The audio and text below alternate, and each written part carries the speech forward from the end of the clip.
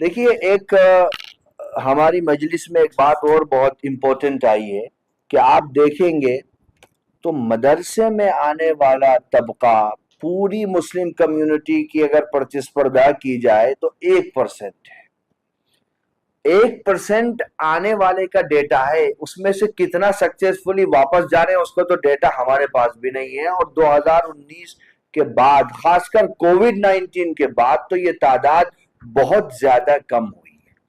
اس کی وجہ کیا ہے؟ اب اس کے لیے تو ہم پرائم منسٹر کو ذمہ دار نہیں ٹھہرا سکتے، ہم اپنے چیف منسٹر کو تو اس کے لیے ذمہ دار نہیں ٹھہرا سکتے، میں سینٹرل گورنمنٹ کو تو نہیں ٹھہرا سکتا. یہ تو ہمارا اپنا فیلئر ہے. اس کی بنیادی وجہ یہ ہے کہ ہم نے مذہبی تعلیم دینے والے لوگوں کو آج کی دنیا میں فقیروں کی لائن میں کھڑا کر دیا.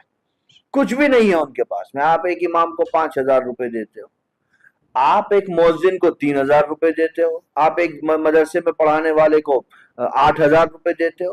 جب آپ لوگوں کو جینے کے لیے پریاپت چیزیں نہیں دو گے تو اپنی اولاد کو چوراہے پر کوئی بھیک مانگنے کے لیے کھڑا نہیں کرے گا. اور وہ دور چلا گیا کہ لوگ فاقے کر لیا کرتے تھے لیکن ریلیجیس آئیڈینٹی پر کمپرومائز نہیں کیا کرتے تھے. اگر آپ کلپنا کرتے ہو کہ آج کے دور بھی ایسے ہی ہیں تو اس سے بڑی بے وقوفی دنیا میں کچھ اور نہیں ہوگی.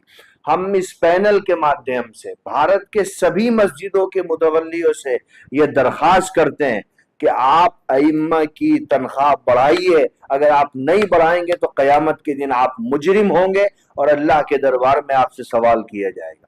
اور تنخواہ بڑھانے کا بہت آسان طریقہ ہے. کسی مسجد کے ذمہ دار کو اپنی جیب سے نہیں دینا ہے.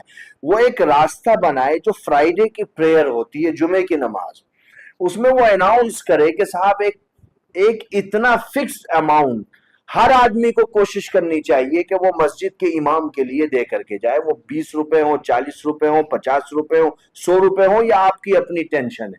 لیکن اگر آپ وہ فکس اماؤنٹ ہر آدمی سے لیں گے، مہینے میں 4 جمعے آتے ہیں، بہت ایزیلی آپ یہ کام کر پائیں گے.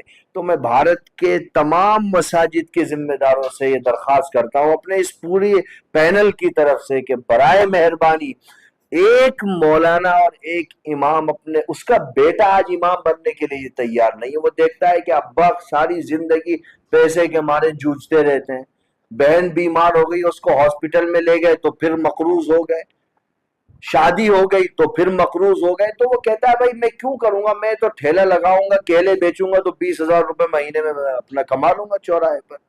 تو پوری کمیونٹی کو چاہیے کہ وہ اماموں کے لیے بہتر فیصلے کرے، علماء کے لیے کرے، اور ان کو اقتصادی پریشانیوں کا جو شکار ہیں اس سے باہر نکالے.